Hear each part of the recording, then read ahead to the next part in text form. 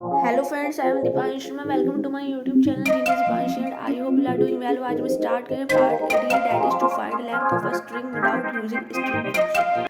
आज हम स्ट्रिंग की लेंथ को फाइंड करेंगे, लेकिन हम विदाउट यूजिंग स्ट्रिंग फंक्शन करेंगे। तो हम इसमें अपना खुद का लॉजिक लगाने वाले हैं। हम कोई प्री बिल्ड फंक्शन यूज़ नहीं करेंगे। तो मैंने यहाँ पे सबसे पहले हेडर फाइल को इंक्लूड किया stdir.h एंड string.h। अब इसके बाद हम यहाँ पे मेन फंक्शन बनाएंगे जिसका रिटर्न टाइप मैंने यहाँ पे इंट लिया है, तो मुझे यहाँ पे रिटर्न में कुछ ना कुछ कराना पड़ेगा। तो हम यहाँ पे रिटर्न 0 देने वाले हैं। अब इसके बाद हम यहाँ पे एक स्ट्रिंग को जो है यहाँ पे डिक्लेयर करेंगे with the help of char data type. जब भी आप स्ट्रिंग को डिक्लेयर या इनिशियलाइज करते हो उसके लिए आप कैर डेटा टाइप का यूज़ करते हो। तो मैंने यहाँ पे सिंटेक्स लिखा है कैर स्पेस स्ट्रिंग का नेम str, उसका साइज मैंने यहाँ पे 50 दिया है। एक मैंने यहाँ पे आई वेरिएबल लिया है इंटीजर टाइप का, जिसको मैंने 0 से इनिशियलाइज किया है। और मैंने यहाँ पे प्रिंटफ फंक्शन की हेल्प से यूजर से पूछा है कि एंटर द स्ट्रिंग। अब उसके बाद मैंने यहाँ पे स्कैनफ फंक्शन का यूज़ किया है स्ट्रिंग को रीड करने के लिए।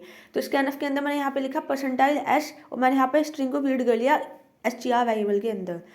अब इसमें होगा क्या, मैंने यहाँ पे वाइल लूप यूज़ किया। वाइल लूप के अंदर मैंने कंडीशन दिया है कि लूप तब तक चले जब तक स्ट्रिंग ऑफ आई जो है वो यहाँ पे \0 ना आ जाए। मीन्स आप जब स्ट्रिंग की इंडेक्सिंग करते हो तो उसका जो लास्ट वाला जो मतलब आपका लास्ट वाला जो इंडेक्स होता है वो आपका \0 होता है। उससे हम ये पहचान लेते हैं कि ये स्ट्रिंग आपकी एंड हो गई है। तो मैंने यहाँ पे लूप चलाया, उस लूप के अंदर मैंने आई की वैल्यू को इंक्रीमेंट कर दिया। देखो इनिशियली आई की वैल्यू 0 है, जो मैंने इनिशियलाइज किया था जब आई वेरिएबल को, तो मैंने 0 से इनिशियलाइज किया था। तो ये लूप 1 बाय 1 करके चलेगा स्ट्रिंग ऑफ आई, मतलब कि स्ट्रिंग की हर एक इंडिविजुअल कैरेक्टर पे जाएगा और ये चेक करेगा कि वो कैरेक्टर \0 है। अगर नहीं है तो आई की वैल्यू में +1 कर देगा। और लास्ट में मैंने लूप के बाहर length of string is %d और मैंने यहाँ पे आई वेरिएबल को प्रिंट करा लिया। मैंने यहाँ पे लिखा स्ट्रिंग में दीपांश, इसने लेंथ बता दी 9। सपोज आप लिखते हो कोई ऐसा वर्ड जिसमें हम स्पेस भी आए, जैसे कि हेलो स्पेस वर्ल्ड, तो यहाँ पे स्कैनर फंक्शन उसको रीड नहीं कर पाएगा। वो सिर्फ यहाँ पे जो है अपना आपका हेलो को ही रीड कर पाएगा, क्योंकि जैसे स्पेस आएगा तो वो समझ जाएगा कि आपका स्ट्रिंग एंड हो गई इन केस ऑफ स्कैनर फंक्शन।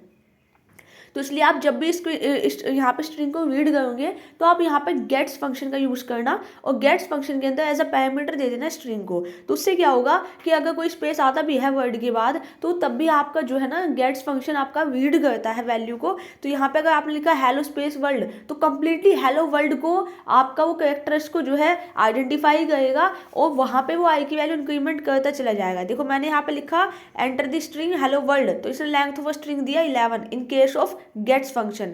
लेकिन अगर आप यहाँ पे स्कैनर फंक्शन यूज करते तो वो सिर्फ आपको, सपोज मैंने यहाँ पे एक स्ट्रिंग दी गुंजन, तो वो उसका यहाँ पे जो है स्ट्रिंग की लेंथ बता देगा 6 इन केस ऑफ स्कैनर फंक्शन। मतलब वो जैसे स्पेस आता है ना तो स्कैनर फंक्शन के केस में वो समझ लेता है कि स्ट्रिंग आपकी एंड हो गई है।